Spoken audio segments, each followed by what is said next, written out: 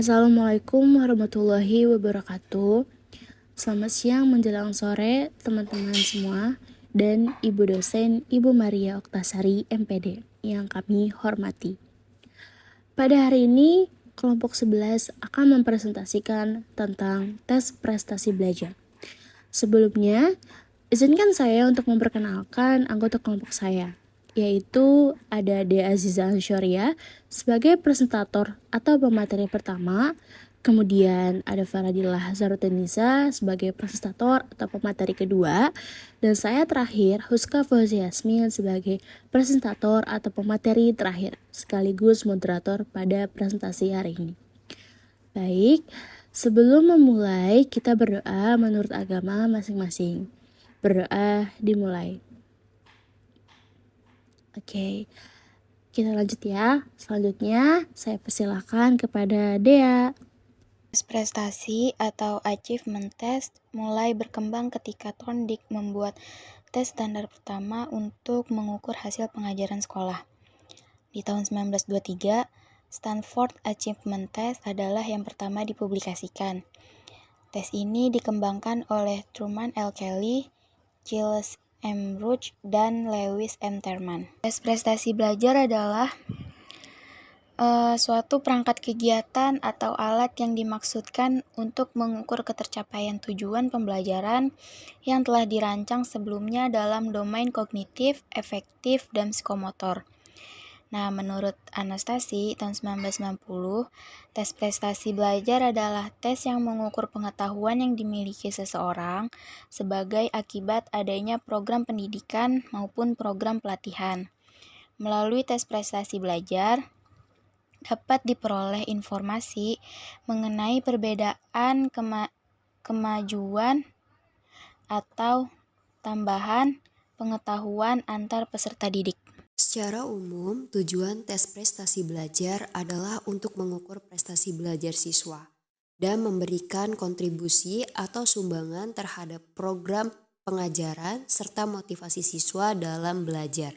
Secara khusus, tes prestasi belajar bertujuan untuk 1. Menilai kemampuan murid, 2. Memberikan bimbingan belajar kepada murid, 3. Mengecek kemampuan belajar, 4. Memahami kesulitan-kesulitan belajar, 5. Memperbaiki teknik mengajar, dan yang terakhir, menilai keefektifan keberhasilan mengajar. Jenis-jenis tes prestasi belajar. Yang pertama ada tes diagnostik.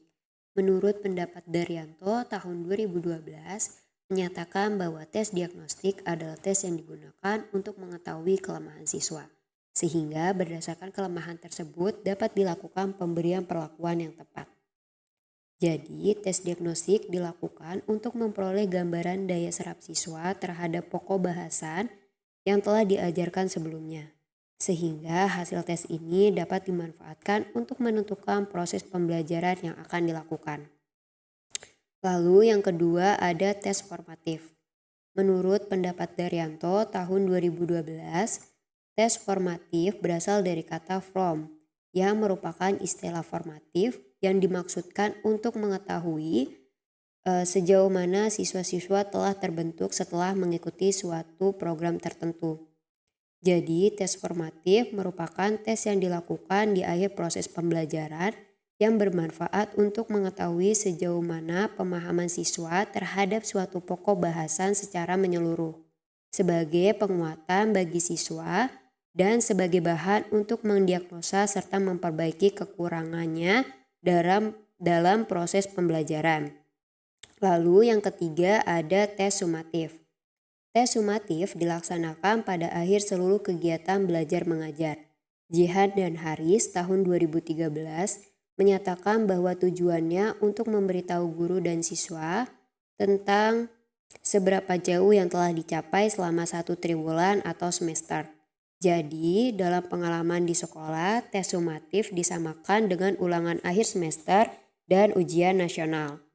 Manfaat tes sumatif adalah untuk menentukan nilai akhir siswa dan dicatat pada catatan kemajuan belajar siswa yang berupa rapor atau ijazah, sehingga siswa dapat mengetahui kedudukannya, bisa melanjutkan program belajar selanjutnya, atau bisa dikatakan naik kelas atau harus tinggal kelas.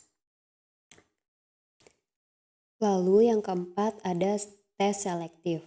Menurut Sujana tahun 2009, tes selektif adalah penilaian yang bertujuan untuk keperluan seleksi.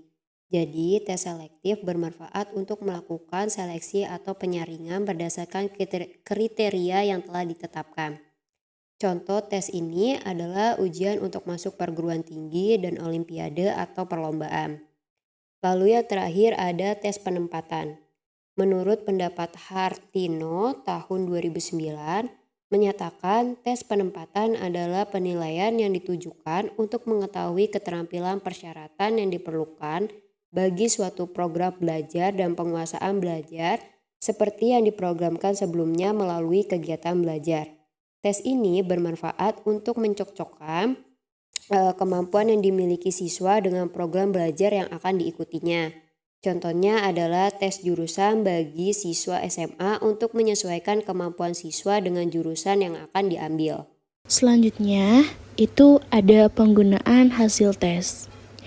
Penggunaan hasil tes prestasi belajar dalam bimbingan dan konseling adalah untuk mengetahui aspek-aspek yang terdapat dalam diri siswa, seperti kemampuan, potensi, bakat, minat kepribadian, sikap, dan lain sebagainya.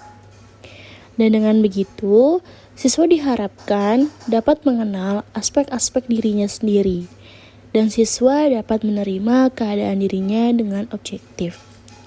Selain itu, hasil tes prestasi belajar siswa ini diharapkan dapat membantu siswa untuk mampu mengemukakan berbagai aspek-aspek dalam dirinya, mengelola informasi dirinya, serta diharapkan siswa dapat menggunakan informasi mengenai dirinya sebagai dasar perencanaan dan pembuatan keputusan masa depan.